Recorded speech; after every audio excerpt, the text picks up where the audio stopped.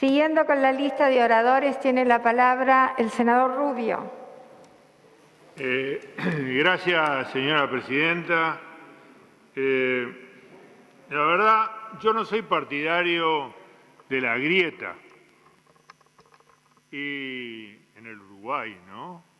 Ni en ninguna parte del mundo. Pero en el mes de enero, cuando vi el proyecto, dije acá, la verdad, es que, aunque queramos evitarlo, se va a producir una confrontación política y social de gran envergadura. Luego vino la pandemia y luego vi trabajar en la comisión en la que no pude participar por razones etarias, llamémosle, pero que la seguí muy directamente, y en realidad vi el conjunto de transformaciones que se hicieron y dije, bueno, en realidad acá hay una actitud negociadora que mantiene ejes centrales que nosotros no compartimos, pero que en otros realiza modificaciones. Y entonces llegué a una conclusión contraria a la imagen que me había hecho en el verano. Acá va a ser posible convivir, pero las diferencias van a ser muy importantes, ¿no? Muy importantes, por lo que persistió en la ley. Yo no voy a hacer el inventario de los cambios que se realizaron, los hizo, en varios senadores los han hecho, entre otros el senador Vergara, Bolesker y otros, Andrade, ¿no? Y fueron cambios, o el miembro informante, por la minoría, fueron cambios importantes para nosotros en relación con la presencia del Estado en la sociedad, en particular de ANCAP y de Antel, o del tema de las sociedades anónimas en el agro. Sabemos y no somos ingenuos de que esto recién empieza y en realidad está siguiendo en una parte ya en la otra Cámara con la ley de medios. Pero lo importante es que se da en el marco del debate político y que va a estar fuera de leyes de urgencia. Yo no estuve de acuerdo en el 67, no muchos pueden decir eso porque no eran nacidos algunos, ¿no? No estuve de acuerdo en el movimiento pendular que se dio entre el colegiado, que era la ingobernabilidad, a el Poder Ejecutivo con gran concentración de poder, que fue la reforma naranja que se hizo en ese momento. Podrá haber estado de acuerdo con la ley de urgencia Selmar, pero bueno, yo no estuve de acuerdo. ¿Por qué? Porque la ley de urgencia tiene una diferencia esencial, y en esto discrepo con el senador Gandini, ¿no? Totalmente, con un presupuesto. La ley de urgencia se aprueba, si no se modifica, queda aprobada. El presupuesto, si no se aprueba, queda el anterior. Así que es incomparable. Además, el presupuesto en general, aunque a veces también hace de ley ómnibus en algunos aspectos, trata un tema central.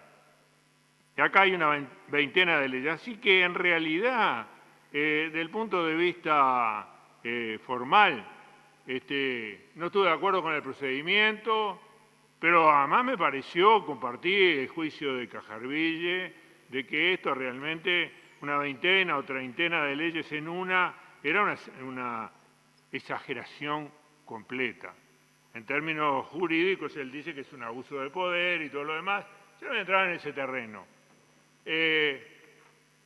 Pero lo que sí me parece, desde el punto de vista político, es que en realidad acá hay una ambición desmedida. Yo creo que esta ley, en gran parte de ella, es un boomerang.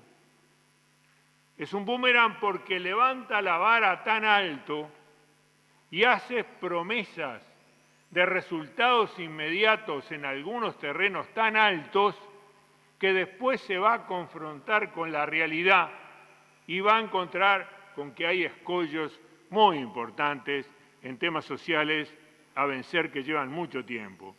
Pero bueno, esa es una responsabilidad de los que la han, de la coalición de gobierno que la ha impulsado. Estoy orgulloso de mi bancada en la actitud constructiva y negociadora que tuvo, que logró mejorar muchas cosas y minimizar el daño, pero han persistido otras diferencias que son muy importantes, en 4 aspectos a mi juicio, fundamentalmente. Primero, en que erra el camino en materia de seguridad pública. Acá, en realidad, esto viene de un debate del 90. Lo primero que hizo el doctor Lacalle, padre, fue enviar al Parlamento en el año 95, a principios de abril, la Ley de Seguridad Ciudadana, argumentando de que la situación era terrible. A consecuencia de eso, nosotros apoyamos algunos artículos, pero no apoyamos otras figuras que se crearon en aquel momento. Pero hubo un debate. Y no solo hubo un debate que fue prolongado desde el punto de vista parlamentario, sino que se creó en la Cámara de Diputados una comisión especial de seguridad ciudadana que yo conservé, dentro de las cosas que he conservado, el repartido. ¿Por qué? Porque en 2 años se trabajó mucho. Y lo que decían en aquel momento los parlamentarios de aquel momento, de todos los partidos, es: hoy tenemos el agravamiento del ciclo que en aquel momento se tomó nota. Empezó en realidad a mediados de los 80, o quizás antes, no lo sabemos. Pero es un ciclo largo. Acá hablar de los últimos 15 años, después que se hizo un cambio monumental en el Ministerio del Interior y se creó una nueva policía y se empleó el doble de los recursos, se profesionalizó, etcétera, etcétera, etcétera. Se ha hablado mucho de esto. Hablar de los últimos 15 años como que ahí estuviera la causa y la responsabilidad del problema es no tener idea del problema. Y al no tener idea del problema, creer que hay una solución mágica. Y como la solución mágica no va a haber, ni se va a dar, entonces va a ser un boomerang. Y yo creo que eso es malo para los uruguayos.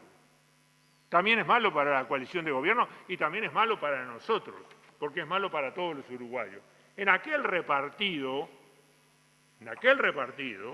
cuando le toca al Partido Colorado hacer el juicio de los elementos centrales que impactan nuevos en materia de seguridad, habla del aumento de la violencia en los delitos y del consumo de drogas. Eso es lo que dice el informante del Partido Colorado. Cuando habla del Frente Amplio, ¿qué es lo que dice? Y dice que las rapiñas entre el 90 y el 96 se han duplicado y expone distintas causales. Cuando escribe el diputado extinto, diputado Trovo, con el cual tuvimos un buen vínculo, él que era muy trabajador, a pesar de nuestras diferencias políticas notorias, eso debe reconocer las virtudes de sus adversarios. Los antecedentes recogidos permiten concluir en la existencia de una situación de conmoción pública, como resultado de una clara percepción de inseguridad individual, agravada en especial en algunas zonas, especialmente en el área metropolitana, constatándose en algunos lugares una suerte de impunidad para el delito. Esto es lo que dice Trovo. Y Michelini, desgraciadamente muerto hace pocos días, Felipe Michelini hace juicios similares y muy duros sobre la corrupción policial y sobre el tema de la presunción de la legítima defensa, porque se había introducido en la Comisión de Constitución en ese periodo del Senado el proyecto de ley que hoy está acá y donde ahí sí hay un cambio importante que yo creo que va a generar un problema muy importante porque nuestra policía va a interpretar que las atribuciones que se le dan de que salvo prueba en contrario, lo que haga en el marco de esta ley está eximido de responsabilidad y por lo tanto no pasa nada, no va a suceder después en los juzgados, porque este librito, que es el Código Penal, tiene una coherencia interna y hay principios generales de derecho que ningún juez formado en la Facultad de Derecho va a dejar de aplicar. Y entonces ahí se va a generar un problema muy importante. Por lo tanto, a mí me parece que erra el camino. Lo discutiremos cuando discutamos el artículo primero relativo al artículo 26 del Código Penal. ¿Por qué? Porque hay una tesis de fondo que viene de los 90 que dice que a mayores penas, menores delitos. Y esto no se ha verificado en la realidad, lo que se ha verificado en la realidad es lo contrario. Entonces, en realidad, cuando oigo a algún senador diciendo que vamos a hacer acciones urgentes para revertir la situación en beneficio de la sociedad, yo digo, no, la verdad, no, la realidad no va a corresponder a lo que está diciendo. Ojalá correspondiera. Acá lo que va a haber como producto de este capítulo es la inflación en materia carcelaria. Eso sí va a haber. Acá teníamos 4.000 presos en el 2000 y tenemos 12.000 y pico. Hoy, acá, si uno hace una proyección de la aplicación de una serie de dispositivos que impiden o vuelven más severos una serie de institutos que rigen en materia penal relativos a la preventiva, a la transitoria, a la anticipada y a otros, con los cuales en muchos podemos estar de acuerdo, pero que en el conjunto es una sumatoria que va a traer una inflación carcelaria. Y una inflación carcelaria en el punto de partida que tenemos es un destino preanunciado que nosotros podemos ya decir que va a tener un resultado muy, pero muy malo. Y el doctor Larrañaga, ex senador de la República, si sigue estando en el Ministerio del Interior, se va a tener que confrontar con una realidad que lo va a desbordar. Y eso es malo para los uruguayos. Segundo, me parece que la segunda consecuencia es que los límites de muchas de las figuras que se crean son tan ambiguos que dan margen a la discrecionalidad. Y el margen a la discrecionalidad va a tener una consecuencia, que no es el choque con los ámbitos delictivos, sino que es el choque con la sociedad uruguaya y en particular con los jóvenes de la sociedad uruguaya. Los jóvenes se van a ver sorprendidos, y ya se están viendo sorprendidos, por el hecho de que se ha transmitido el mensaje con esto de yo me hago cargo, y se terminó el recreo, y otras figuras más o menos parecidas, ¿no? Señor senador, habíamos quedado en... usted está aludiendo claramente a otros senadores. Yo le pido, si es posible, habíamos quedado en retomar el estudio. Hemos escuchado atentamente todo su raconto histórico. Le pido, si es posible, no aludir. Está bien, señora presidenta. Le agradezco. Está bien, acepto su reparo. Acepto su reparo. Aunque, si uno alude, el otro tiene todas las posibilidades de responder, ¿no? Yo creo que aumenta la discrecionalidad, expande el uso de las armas, y transmite el mensaje a través de la figura de la legítima defensa, a través de la figura del principio de inocencia aplicado de la manera que se hace y a través de otras figuras, de que salvo prueba en contrario, en principio, lo que se haga no tiene ninguna consecuencia. Y eso no va a ser lo que pase en los juzgados. Entonces aquí a mí me parece que hay un problema muy grande que si no lo tratamos con otra profundidad, va a tener una consecuencia en el Instituto policial e incluso en miembros de las Fuerzas Armadas que pasan a estar en las mismas condiciones por artículos expresos, ¿no? O por lo menos una parte de los retirados militares y de los activos. Y entonces vamos a tener un problema con la sociedad uruguaya. A mí me parece que este es el primer gran asunto. Este camino, a mi juicio, no conduce.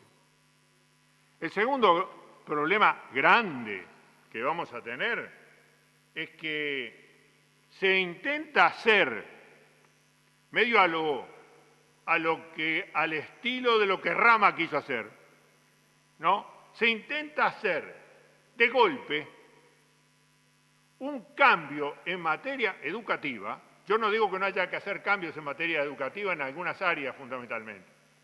En otras marchan tan bien de que le están sacando las castañas del fuego a todos. No se están sacando las castañas del fuego a todos los uruguayos, a todos los uruguayos. Lo mejor que ha hecho el presidente de la República, entre otras cosas, en materia de la pandemia, es apoyarse en la academia. Lástima que no hemos tenido la oportunidad en el Parlamento en materia de esta ley, de apoyarnos en la academia, porque entonces hubiéramos tenido resultados distintos, porque estábamos bajo este sistema. Una cosa es escuchar 20 minutos a la cátedra de Derecho Penal y otra cosa es discutir con la cátedra de Derecho Penal y tener tiempo a estudiar. Acá hay problemas penales muy importantes. Y en materia educativa, acá se apela a un cambio drástico. Yo creo que la lectura no es un problema de intenciones, es un problema objetivo. La lectura indica de que se establece un hilo de verticalidad entre el Ministerio de Educación y Cultura, el CODICEN y los directores de los liceos. Es un hilo de verticalidad. Y en ese hilo de verticalidad, los elementos de participación y de autonomía se minimizan. Y lo más importante de todo, se habilita el establecimiento de un doble estatuto de relación laboral a nivel de los liceos y se da facultades por parte se pueden usar facultades por parte del CODICEN que esta ley les concede de hacer movimientos que sacan docentes de los establecimientos educativos e incluyen otros cuerpos docentes. Esto va a ser una fuente de conflictos muy importante que yo creo que más que la transformación educativa va a traer un problema. No vamos a solucionar el problema, sino que vamos a incorporar problemas. Y a mí esto me preocupa mucho porque la educación yo creo que nos preocupa a todos los uruguayos. El tercer asunto por el cual estoy en discrepancia muy importante con esta ley con la LUC se refiere al tema de la transparencia. Yo he participado y he visto con enorme simpatía la prédica que se ha hecho por parte del Ejecutivo acerca de la cuestión de la transparencia. La compartimos totalmente. Ahora, la tenemos que confrontar con lo que se propone. Y yo creo que el senador Vergara fue muy explícito. En materia de inclusión financiera, la transparencia se debilita, y se debilita de una manera muy significativa. En materia de inclusión financiera, la situación de los trabajadores sueltos, digamos, que no tienen un respaldo sindical muy importante, se debilita y se debilita de una manera muy importante. En materia de alquileres, se introduce un sistema que puede estar pensado con el propósito de agilizar el funcionamiento de la cuestión de los alquileres y no tener que hacer esos recorridos que a los jóvenes le generan enormes problemas y a la gente pobre le generan enormes problemas de tener un respaldo y una garantía, aunque sean abiertos mecanismos de garantía que atienden a miles, decenas de miles de personas por parte del Estado uruguayo. Y entonces, ¿qué pasa?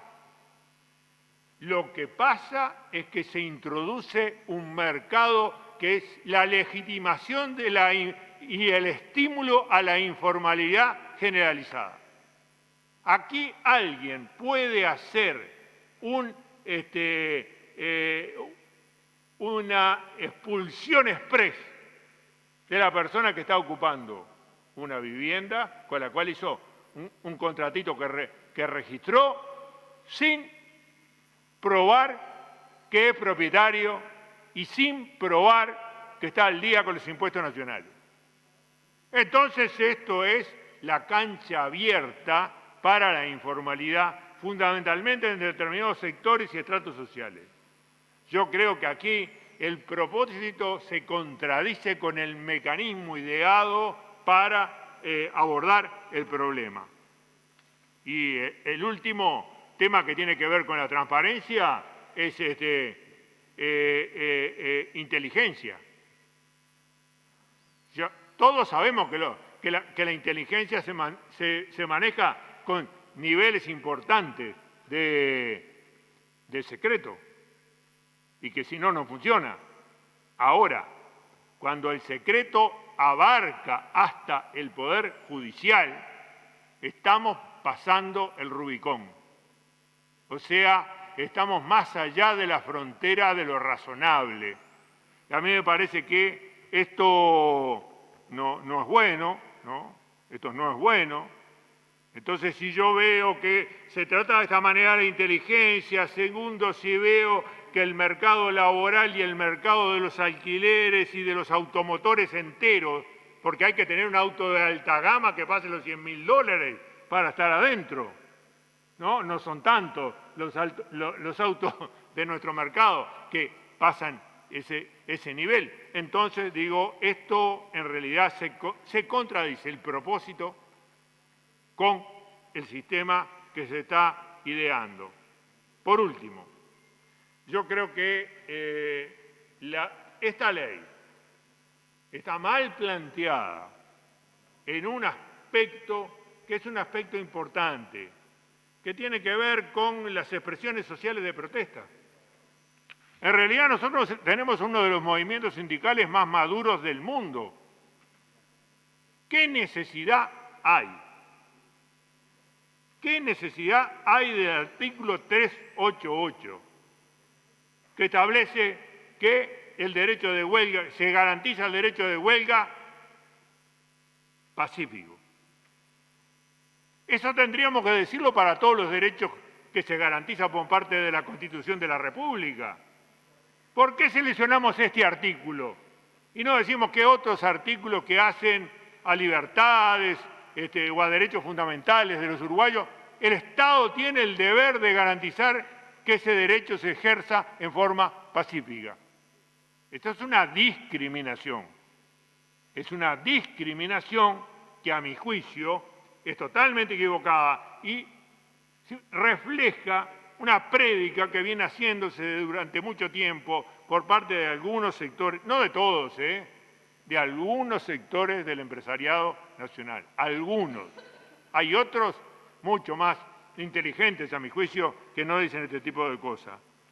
Segundo, ¿qué sentido tiene meter 3 artículos convirtiendo en sospechosos a los piquetes? ¿Qué sentido tiene? ¿A dónde acá en el Uruguay se ha ejercido esto de una manera? Bueno, piquetes va a haber de otro tipo.